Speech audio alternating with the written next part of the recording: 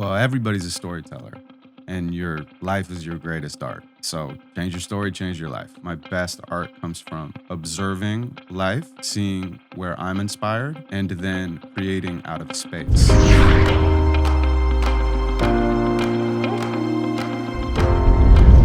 Hello, beautiful beings. Welcome back to the Know Thyself podcast, where every single week we get to the opportunity to sit down with a beautiful soul, somebody that's been on a path in their own unique way that can help us live a more liberated human experience. Today, we have a very interesting guest, somebody that is an artist, a poet. He is a multi-platinum songwriter. He is a best-selling author of the book Inquire Within. He is an award-winning poet. He is somebody that's worked with individuals and brands and companies and celebrities from all walks of life, helping them tap into their own innate storytelling capacity. He's been named as one of Oprah's SuperSoul 100 most influential thought leaders. He's somebody that I really admire and respect when it comes to their craft. And he is somebody that I am really looking forward to having this conversation with right now. Thank you so much. That was such a nice intro. Appreciate it. Adam, welcome to the show. Thank you so much. Thanks for being here, brother. Well, I'd actually like to start in the beginning of your book, Inquire Within, which I've been loving diving into just in preparation for this podcast. In the beginning, you say defining yourself is like confining yourself. So you undefine yourself, define yourself. So I'm curious about your process of undefining yourself, define yourself. Because this show, Know Thyself, is all about self-realization. Real growth and transformation in life, I find, comes through unlearning a lot of the things that we were programmed with through our life and through the things that we've been through. And you, through your beautiful art and the way that you show up in the world, I'm very curious if you just dive into a little bit about your journey of undefining yourself while still being in the world and how you find yourself now. Well, like when you were reading my bio, I just get so embarrassed / bored. I mean, I'm proud of it too, but it's almost like, I'm like, wow, who did all that stuff? It's really impressive. It's probably because I know like the, 1,000 hidden heartbreaks that were behind every success. But it's also because it doesn't really matter in creating a new moment. So that's part of undefining, is just like being here with you now and, seeing what happens. Yeah. Amazing. Yeah, I mean, it's a journey, right? It's a journey of being in the world and not of it. When you want to create things, you kind of have to create a brand so people in the external can perceive you and you can be noticed for things, and you come out with books, and these are your creations, right? But you are bigger than your creations. You're bigger than something that can be defined. And so how have you been able to navigate that balance of being a creator, somebody that is very vocal in their art and their creations, yet your practice of coming back to, realizing that you're much more than what you do? I mean, not always successfully. I'm much better at creation than I am at presentation. Like, I'm not really like a branding person. I've had a really hard time with that over my life. I'm more interested in how things are rather than how things look. So that's what I try to explore in my work, how things are. But when you're exploring how things are, you're exploring a momentary truth. Like, people say there's universal truths. Yeah. I say there's universal truths. But me saying there's a universal truth is just an idea. Right. I don't know that there's any universal truths. Even the laws of the universe could be broken. I mean, we've found laws and then found out that those laws are not the laws that we thought, that there's something behind that or above that or below that or inside of that. So I just explore my momentary truth, whatever that is, something that inspires me, something that moves me, something that pisses me off, and I put it into my art. And if I give it enough time and space, the rest of the poem will almost write itself. Like, for example, the poem that we were kind of chatting about before the podcast started, I was with my buddy and we were driving and we were discussing how everybody is saying the world is going to end and shit is super fucked up. And he was like telling me all these things that people had been telling him. And I said, I know one thing, everything's going to be all right. Mm. And then he was like, that's good. You should write that down. And so I did. This was like a month and a half ago. Mm. And I just was like, yeah, that's kind of cool. Like, people know this, people know that. People know this, people know that, people know this, people know that. I know one thing. Everything's going to be all Mm. right. So that was like something that resonated with me. And then because I wrote it down, yesterday I was flying back from Indianapolis, and like I tend not to get on the Wi-Fi because it's like purposeful isolation. Yeah. You know, there's like almost no other place in life that you can create that unless you're like intentionally creating that. And so I find that my best art comes from observing life, seeing where I'm inspired, and then creating out of space. Mm. So sometimes you have to like carve out the space. So Yeah. planes are like that for me. Right. And I just started writing it. And then the whole thing came out in like 3 hours.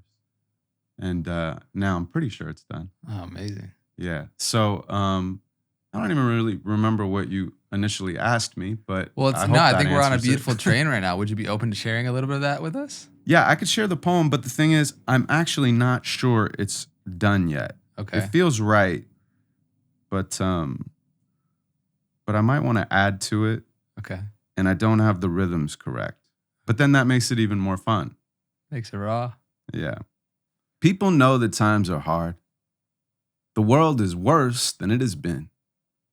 People know that life is tough, that this might be the very end. People know that there's more darkness in the future than there's light. I know one thing. Everything's going to be all right. People know the bombs will drop. They know the crime is on the rise. People know there's poison crops. The doctors get our children high. People know that what you know is wrong and what they know is right. I know one thing. Everything's going to be all right.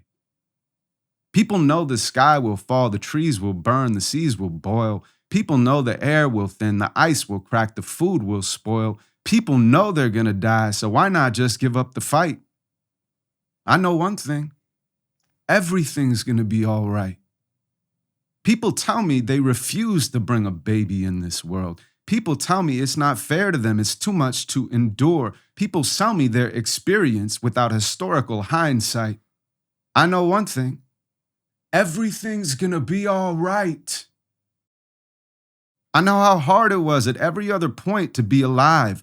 I know they used to have 10 kids because 5 of them would not survive. I know a fridge was once technology. Most humans died at 35 and life made no apology. It wasn't always on your side, and that was the psychology. The fittest were the ones that thrived. Your lineage is quality. Your DNA's electrified. Your cells are your mythology. Your ancestors are in your blood. We wouldn't even be here if they flirted once with giving up. We wouldn't even be here to complain that we don't have enough. We wouldn't even be here to keep buying all this useless stuff.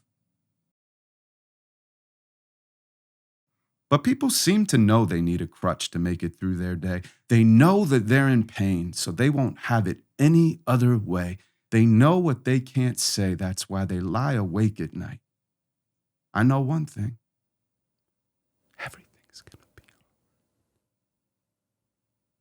And I know that I don't know you, that my words don't carry weight.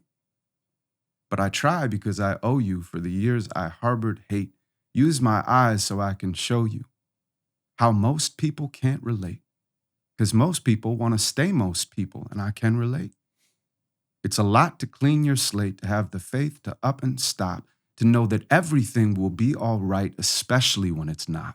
To know that knowing isn't knowing, it is choosing what you want. It is winning when you're losing and still loving what you've got.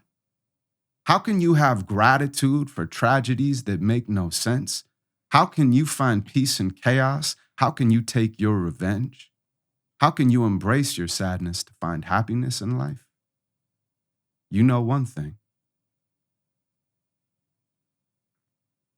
Everything's going to be all right. Wow. That's so powerful. You just bust that out in a few hours. Wow. Yeah, thanks. But it's Man. also like my whole life for the few hours. Totally. Yeah. Years, Yeah. decades into hours. That's But thanks for listening to it. Oh For man, sure. that's so powerful. Just the illicit trust in the universe saying everything's going to be all right. How have you gotten to that place within yourself where you can really say that and mean it? I mean, it's a process, not a product. Yeah. I'm not like There. I'm not there. I'm here. Right. But I choose to believe that. I think in general, like people tend to think the world is going to end because in every generation, their own mortality is on the line.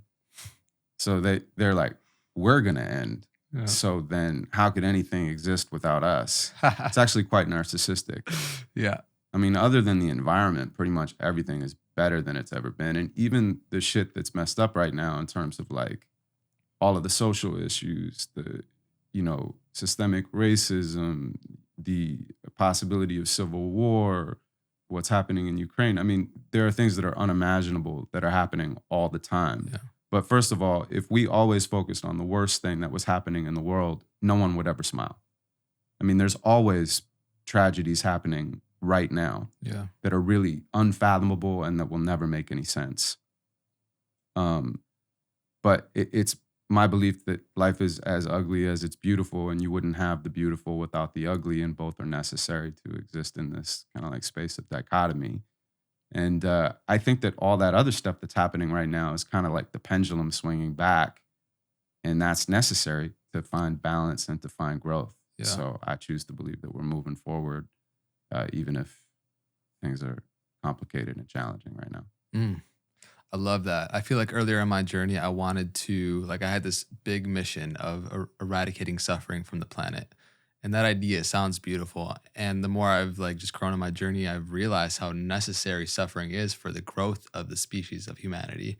And that fear that you're kind of speaking to, that most people are feeling within one another, and it compounds, especially when it's online and people are feeding into it, is scary. It's scary for a lot of people. And right now, I don't think we have leadership. We don't have enough examples that are amplified on a big stage with big lights on them that can say that everything is going to be all right, mean it within themselves, and provide that assurance to people that are really looking for that need that they're thirsty for it, but they're not getting it right now. And it's sad, but thank you for being the example of that, right? Because we can't want these big desires for the world and we want to change the world, and then we're in it. We have to be the actual change, right? I think someone said that once. I think it was Gandhi. I'm pretty sure. I think somebody said also, that once. There's like the Buddhist thing on suffering, that suffering is like necessary. Like literally it's the first noble truth. Yeah. Yeah. So it's acceptance of that. It's also interesting. People try to change the world, but you're like, okay, well, why? Like, I'd rather people do good things for selfish reasons than not do good things at all. But I also would rather have a hard truth than a pretty lie. Same.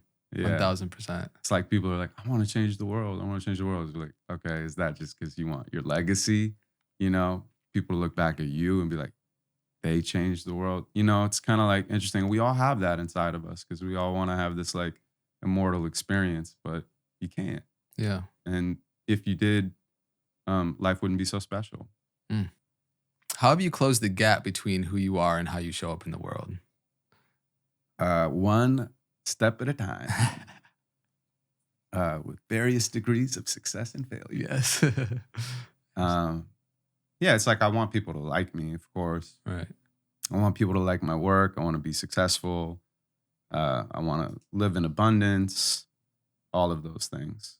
But I try not to take myself so seriously, even when I'm taking myself seriously.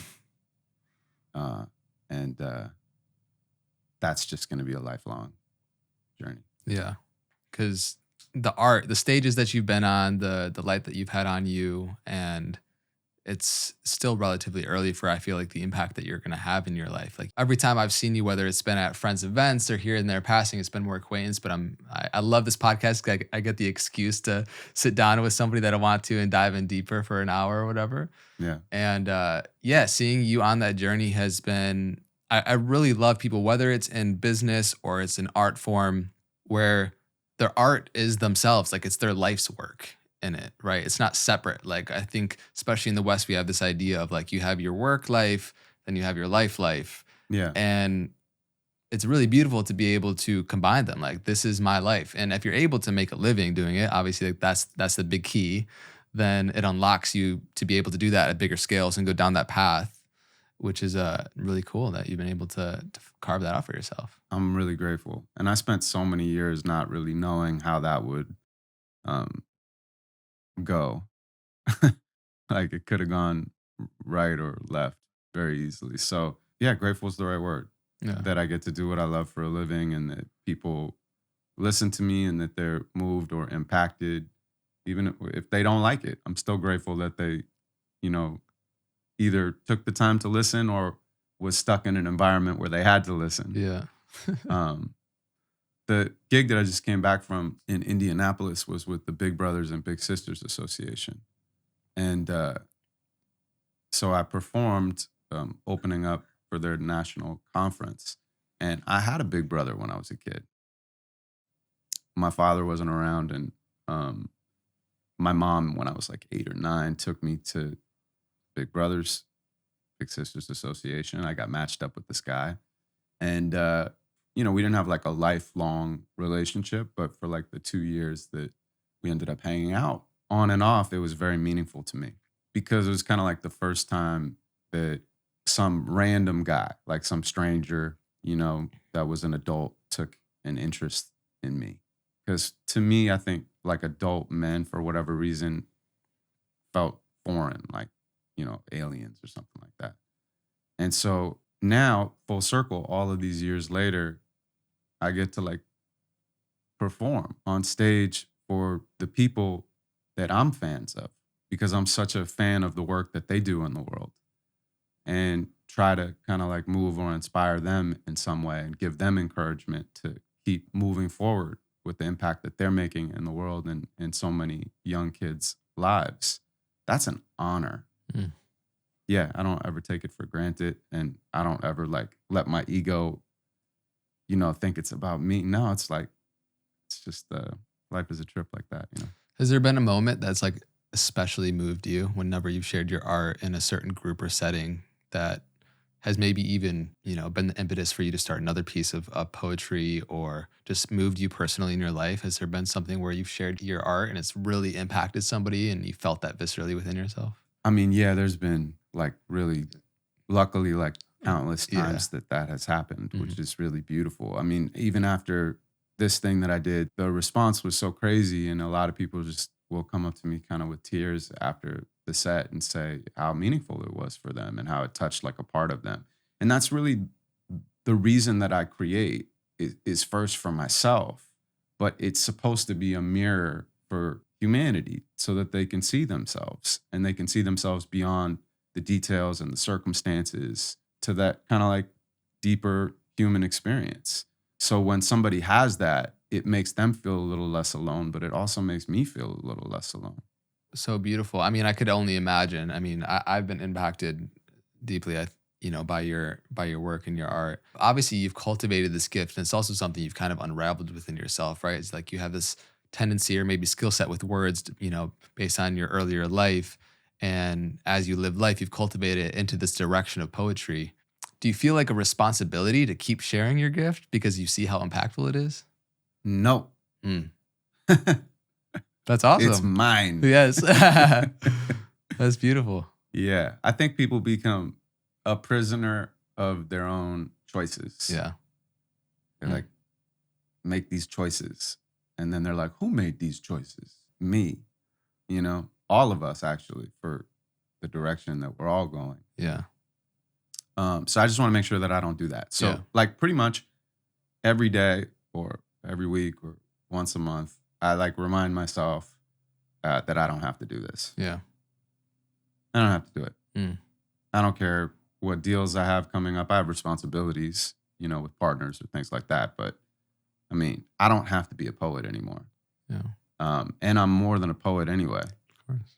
And that actually gives me freedom to fuck up. Like if I get on stage and it doesn't work out the way I imagined or anything like that, it's not the end of the world because I love myself. Mm. It's an ongoing relationship, but I love myself, Yeah. and I've worked hard to get to that place where that's more than just a statement. So I guess that freedom to fuck up and that freedom to choose something different allows me to choose it with empowerment. Yeah. So then when I'm on stage, it doesn't have to live up to my expectations. It could actually fail completely, or it could surprise me and be beyond anything I could have imagined. Or I can say, okay, I do want to be a poet. I want to write this next poem. And then when I do it, it's like an empowered yes rather than a lazy yes. Because it's a conscious choice. Like, you could create this epic life for yourself where you're traveling around the world, you're doing your things, what you're doing. And yet, if you're a prisoner of it, you're not going to be there to enjoy it. You're just going to be this puppet, this freaking flesh suit, jumping around, doing what people want you to do, being who people want you to be. And that's not a life. Yeah, I agree. Beautiful. Amazing. Would you do higher view for us? Yeah, I don't know if I remember it though. I got you. I got a book, copy Inquire Within right here. Hey. And yeah, I love this one. Thanks. Yeah.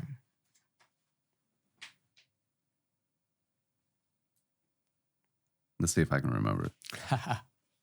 Life is all about you and not at all about you.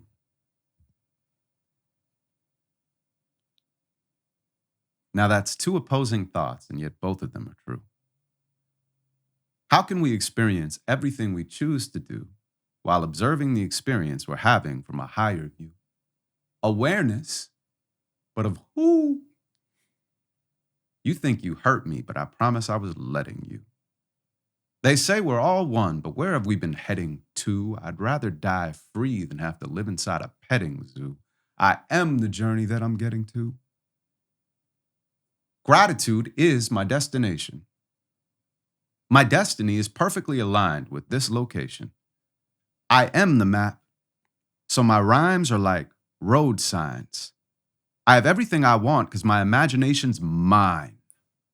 But mine is not enough for me because I am not my mind. I could see it all and never get to see. I'm truly blind. I could be it all, but all identity is intertwined. The moon is only bright when it reflects the sun's shine. And I'm not entirely convinced I even write these lines because my DNA is coded by divine design. But if I manifest abundance while humanity is dying, I am equally responsible for all that I'm denying. See, you can tell the truth and still be lying. I did it for years. Give me 1 second. My perception was a funhouse mirror. And my projection was exaggerated on reality till my reflection back was nothing more than technicality. So who am I if I'm not who I am? What if I didn't have my name or my age or my friends? If I didn't do my poetry, who would I be then? The things that I've become are not the things I truly am. And everything I think I own owns me in the end. Existence doesn't owe me anything, quite the opposite. Existence will exist long after I am missed, so the art is more important than the artist is. It's not a human race.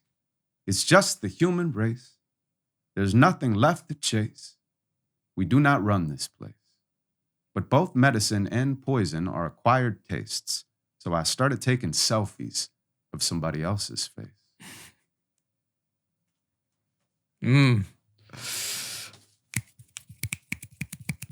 So good. Thanks, man. So good, man. Beautiful.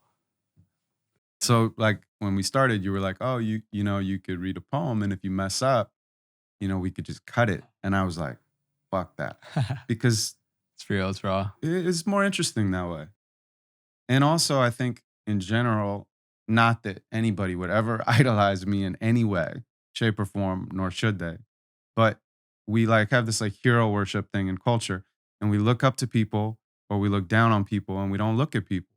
So if somebody likes my work, I'd like them to be inspired by it rather than discouraged by the perfection of it. Like, oh, I could never do that. No, you write your own poem. Yeah. See what happens. Don't let perfect be the enemy of good. Yeah. Beautiful. Super subtle, but I think it's actually really profound and impactful for people to see all the work and all of its imperfections and perfections throughout the whole process. How have you been able to help others unlock that, right? Because you got these workshops helping people tap into their own creator voice, their storytelling capacities. Where do you begin with that? How do you help other people tap into this artist within? Well, everybody's a storyteller. and your life is your greatest art. So change your story, change your life. That's really, you know, the crux of it. I have this program that I've kind of like developed over the years. I mean, it started, I was doing it at like libraries for kids. This place called Art Share, which is an incredible nonprofit in downtown LA, with a whole class for many years for mostly kids from East LA. I was doing Upward Bound programs for kids who had kind of like the dream of going to college for the first time, you know, and graduating. Nobody in their family had. I was doing juvenile facilities. I literally like, it was mostly for like teenagers. And then eventually I started doing corporate work, and I started doing like keynotes.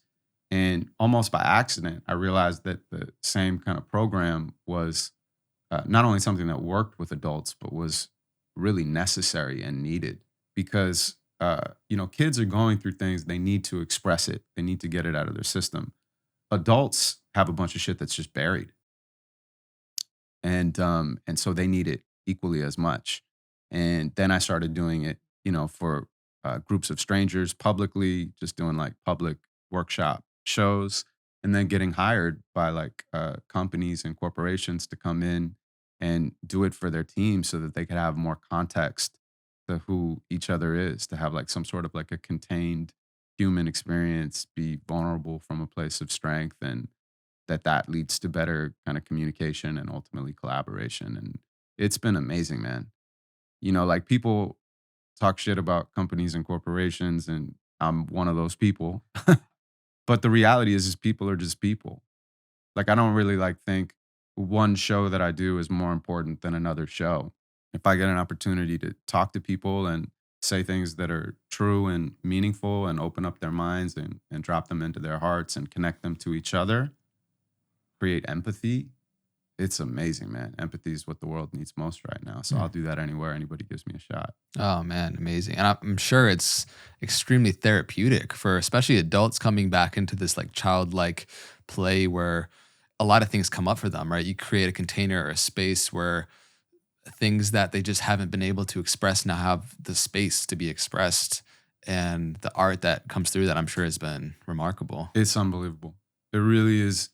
It's like a magic trick that I don't know what the trick is, but it works every single time. And it really does change people's lives, not because I'm changing people's lives, they're changing their own lives. Yeah. You know, like sometimes after a show, someone will come up to me and they'll be like, "Oh, that was so amazing. When you said da da da da da da da da da, oh, that just is gonna stay with me forever." And it's not what I said. Mm. You know? Yep. And I never correct them. Love that. You know, because why? Right. It's not about what I said, it's about what they needed to hear. Yeah. But when people are writing, there's no interpretation other than their own. So if you were to say what's the most impactful, like your shows or your workshops, it's not even in the same area code. Mm. The workshops are so mind-blowing because people are surprised by what they create through an art form that they would never usually use or take seriously to explore something that's moving and meaningful for them. And then to share it and to be witnessed by another person, it's really hard to describe. It's something that kind of has to be experienced. Yeah. And so I'm excited because I was telling you we're about to do this retreat in Morocco. Not sure of the exact details yet, but that's something that I'm really inspired by personally, because then I get to create different prompts over like a few days that lead people through kind of personal exploration, ultimately to infinite possibility and empowerment. And we all get to do it in a place that is foreign to us so that we have that adventure experience too. Yeah. And putting yourself in an environment that you're not familiar with also allows you to tap into emotions maybe that have felt unfamiliar for a while and tap into that art. So much of discovering ourselves happens in the sharing of ourselves.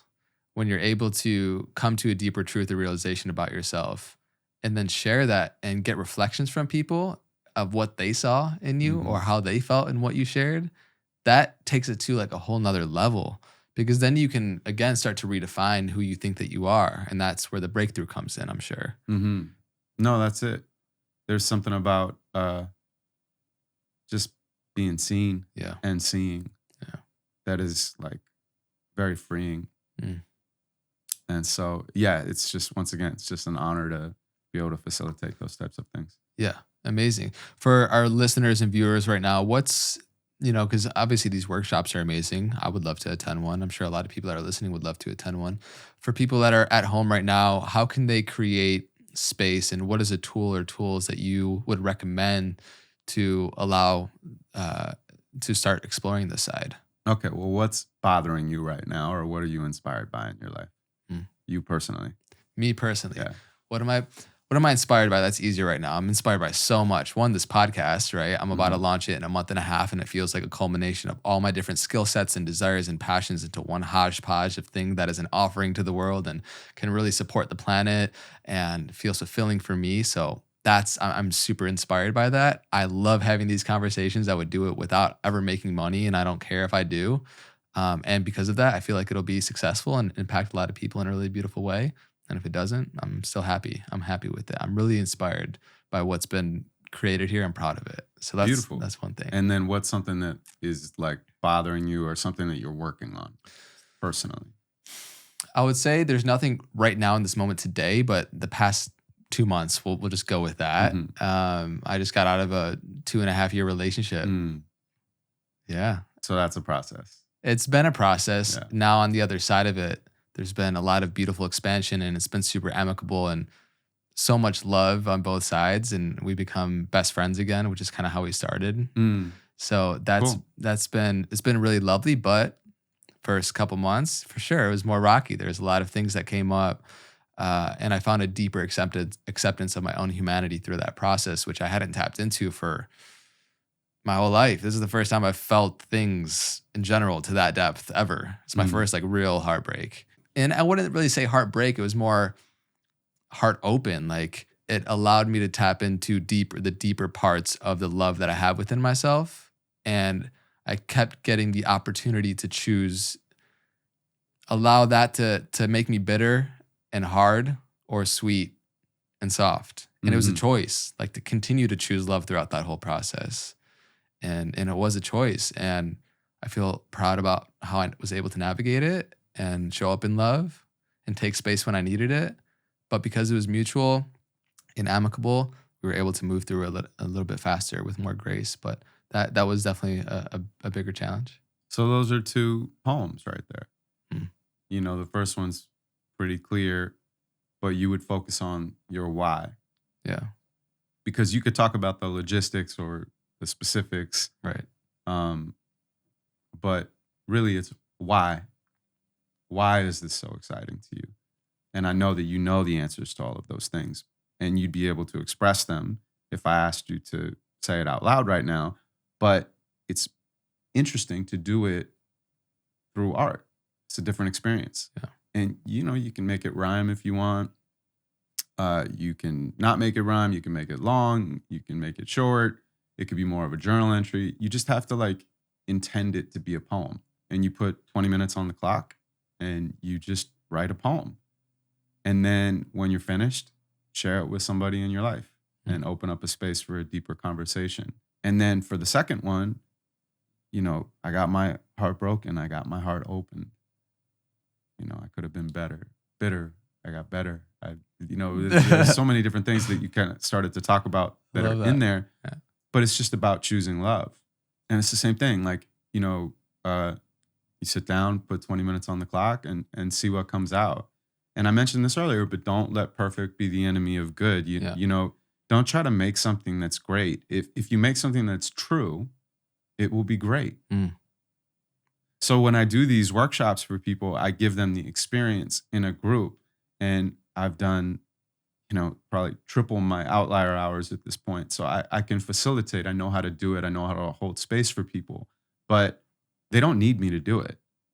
I mean, you know, people have this like illusion that you have to be a professional artist to create. You don't. Yeah.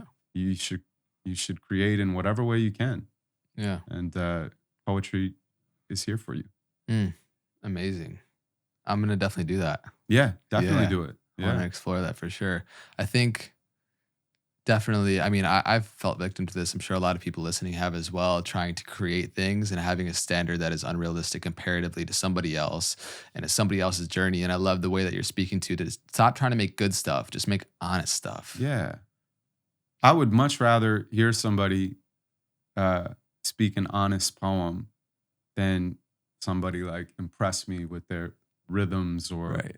like an amazing line. Even sometimes like I'll write stuff myself and I'll get to a line and it'll be a dope line. Like I'm like, oh, that's dope. Like witty shit. Yeah, that's tight, but it's not right. Yeah.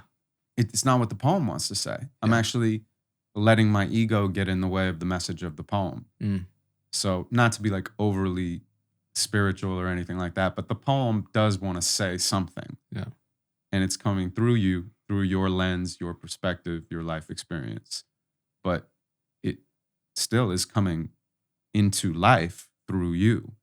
And you can bring it through or you can get in the way. Yeah. Or you can not bring it through at all. And then it'll just float off and somebody else will catch it. Yeah. You know? It's amazing. I mean, I'm sure for you, has it just been living life? You have your trials, your triumphs, right? Your tribulations, you have your difficulties. And how have you been able to like find that thread? You're like, oh, ooh, there's something deeper here. Like, is it just come up spontaneously within you as like, no, this is actually the truth of the situation. And it might come up as a word or a line. And then you just start slowly pulling it. Yeah, that's it. I just pay attention. Yeah. Everybody is pretty much inspired in some form or fashion, positively or negatively, almost all the time, or at least relatively often. Yeah. If a kid is in the world and you watch them, they're constantly just blown away by everything. You know, keys, just they're like, what the fuck are those? You know, like, and then as we become adults, everything becomes kind of like, just like we think we know everything. So we just like basically stop paying attention. And then something really has to whack us over the head in order for us to feel like inspired. But it's really a lack of the muscle of paying attention. Yeah. It's not a lack of the inspiration. And so I've just like really, really trained myself. Sometimes even I'm like annoyed by it. I'm like, I gotta write that. Like, all right, man. Like, you know, something got me. There, I'll put it down. You got. You know, but it's always worth it. Yeah. Amazing. I think it's fair to say that the depth of your creation depends on the depth of your attention. Yeah, great line. That's a great poem. That's cool. There you go. Yeah. Amazing. Yeah, see, that resonates with me. Yeah. That's cool. That sounds true to me. Yeah. Yeah. So then then it sounds like you need to focus on how are you paying attention? What is in the way of you paying deeper attention? And it's like it's also listening. It's like a deeper listening to what is in the moment, right? Because you can be paying attention to things externally and it's different to like what's truly happening within yourself. So it's also the discernment of like what am I paying attention to and the way that and the intensity in which I'm paying attention to. How have you been able to strengthen the attention bandwidth that you have? Is it just like literally a muscle? You just keep doing it. You just do it. Yeah. There's no other. Yeah. That's the thing is everybody wants Right. like some sort of a secret. The three And steps. The secret is doing it. Yeah. It's like, what's the secret of being in shape? You go to the fucking gym and you Shocker. don't eat cookies. Right. You know, I'm still like, I like cookies and I don't want to go to the gym, you know, Yeah. but then, okay, Right. you get what you give. Yep. Absolutely. Yeah, there's no secret to it. You just have to do it. Amazing. I'm gonna keep doing it. I'm gonna dive down this rabbit hole because I've written a couple poems in the past and it's been super fun. And I also like when it comes to deeper spiritual truths, I have like countless journals and notebooks and just to sift through those and feel what comes up in a way that could be impactful. Absolutely. Yeah. Beautiful. Okay. Would you share another poem with us? Sure. Is there one that feels like that wants to be read right now? I know I want to do learn fear at the end.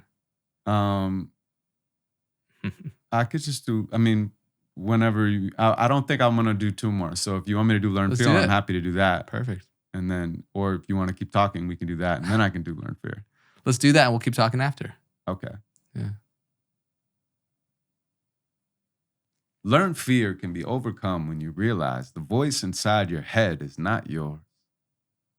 It's an imitation of the voices from before, repeating on a loop inside your quiet core, receiving since your youth, when your choices weren't even yours. Perceiving was the proof. But reality has many doors, so why are we still fighting other people's wars? Learned fear can be overcome when you realize the voice inside your head is not yours. It's an imitation of the voices from before, repeating on a loop inside your quiet core, and you can't tell the difference because it sounds the same. But trust me when I tell you, most of what you think is from somebody else's brain. They have us trained, shackled by imaginary chains, imaginary rules for imaginary games, but they don't know the reasons either. So where should we place the blame? And who is they anyway when we're all the same? Our parents had parents, and their parents had parents. Apparently, it hurts to see, so I'll be transparent. The world is so much bigger than your insecurities. And they don't speak on your behalf without your soul's authority. The world is so much bigger than your culture or community, and they don't speak on your behalf without your soul's authority. Because if it's all a story, then nobody else can tell it for me. Since I'm always transforming, I defy a category. When you do the same thing the same way, it's habit forming. But nothing in this land of mortal man is mandatory. It's all just transitory. Our world's a laboratory. Experimenting on today can change tomorrow morning. And since matter is mostly empty space,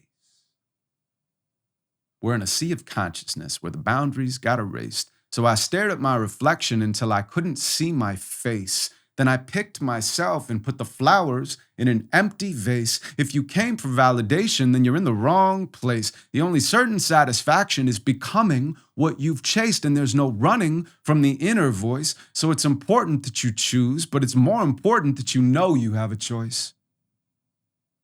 You have a choice.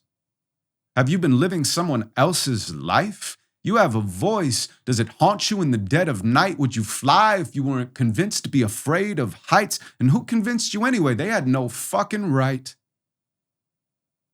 No one can dim your light. You shine within so bright that you could blind the sun from sight and scare it back into the night. No one can dim your light. I said it twice because you're greater than the circumstances that surround your perfect. You're not your nature or your nurture. You're a prototype, and if you hone it right, eventually you'll hack your satellite. At first, it's nothing. Then nothing turns into a whisper. Turn the dial, and it gets crisper in your transistor. Wait a while, and the whisper turns into a scream. It overwhelms your system, and you won't know what it means. But pump the volume up, and it can tell you all your dreams, till pretty soon it's the only voice you'll ever need. Now all you have to do is listen when you want to lead. Your fear disintegrates when you decide to stop, and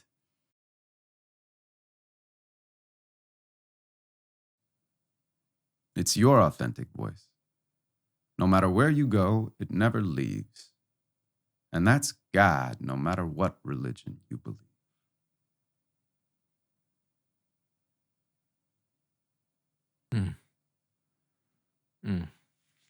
That's God, no matter what religion you believe. That line in particular resonates deeply because you're tapping into deeper truths here, like these deeper truths about our true essence and the journey and the storytelling part of it, of humanity, of how we're playing this big game of cosmic hide and seek, forgetting ourselves and remembering ourselves. And that's a poem. That's cool. Cosmic hide and seek. That's really cool. Big game of cosmic hide and seek. Yeah. See, you have like multiple poems already out of this podcast. There we go. You just have to bring them into the world. Yeah. Amazing. Like I said, this process of forgetting and remembering yourself. It's like you come into this world sometimes pre-encoded with these different things if you believe in past lives or whatever. But regardless, up until you're 20-something, you have all of this past experience, this samsaric material, and they create these scars within us that define us and create our personality. These are the persona that we go and operate in the world in, and we create this color-tinted glasses in which we view reality through, and we think that's the truth, right?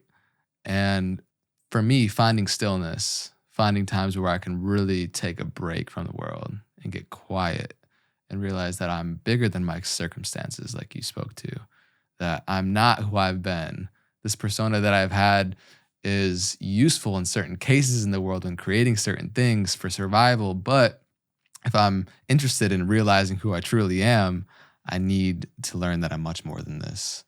And so tapping into that is the journey of our life. And when I hear you speak your poem and you speak your art, it's taking us on this journey of like, yes, I resonate so much. Like I feel there's a big yes to everything that you're saying and resonates so deeply. Thanks, man. So, dude, thank you. Thank you for who you be. Thank you for how you're showing up in the world. Thanks, man. Yeah, working on it. Yeah. Big cosmic game of hide and seek. Here I am. Where am I? I love that. Maybe you take that and run with it. It's pretty good. We're in a big game of cosmic hide and seek. Here I am. Where am I? That's pretty good. That's good. That's good. That's a great start. All right. Yes. Oh, happily, my first poem co-written with Adam. Ah, beautiful, man. Is there anything on your heart that we've talked to today that you feel like you want to speak into or share that you got going on? I don't think so. I mean, I'm just happy to be here on the grand adventure. Yeah. Whoever's listening to this, I hope you're doing well. And I know I don't know you, but I love you. And yeah, maybe you'll come out and see a show sometime and say hello, and you'll say, "Oh, I heard you on the podcast," and you'll say, "When you said da da da da da da da da da, it made me feel," and I'll just nod. And you'll be like, "That's not what I said." Give you a hug. Yeah. Amazing. I actually watched the recording on Amazon Prime. Oh, yeah. Right. The special on Amazon Prime if people want to check it out. Yeah, so I have the special on Amazon Prime. I have Inquire Within the book. And you can always go to my website at www.in-q.com. That was some old shit to say. www. The World Wide Web. Beautiful, amazing, man. And all your poetry online, on YouTube, on Instagram. I love these like short snippets that you've been sharing on Instagram as well, the poetry. Thanks. And thank you so much for coming on the show, bro. Thanks for having me, man. Yeah, looking forward to hanging more in the future. Absolutely. Thank you so much. And to everybody that's been listening, thanks for coming on this journey with me. It's just as fun for me as I hope it is for you. And if something from this podcast resonated, we share clips on social. Please subscribe, hit the like button, let us know what you thought down below. And until next time, I'll see you. Be well.